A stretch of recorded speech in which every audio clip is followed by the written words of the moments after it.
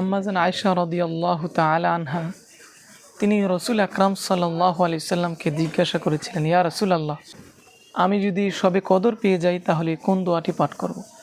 রসুল আকরাম সাল্লাল্লাহু আলাইহি সাল্লাম তাকে বলে দিয়েছেন, হে আয়েশা, তুমি যদি লাইলাতুল কদর পাও তাহলে এই দোয়াটি পড়বে। দোয়াটি হচ্ছে, আল্লাহুম্মা ইন্নাকা আফুউন তুহিব্বুল আফওয়া ফাআফু আন্না। বাংলা অনুবাদ হচ্ছে, আল্লাহুম্মা, হে আল্লাহ, ইন্নাকা আফুউন, নিশ্চয়ই আপনি ক্ষমাশীল, তুহিব্বুল আফওয়া, আপনি ক্ষমা করতে ভালোবাসেন, ফাআফু আন্নি, অতএব আমি অধমকে দয়া করে আপনি ক্ষমা করে দেন।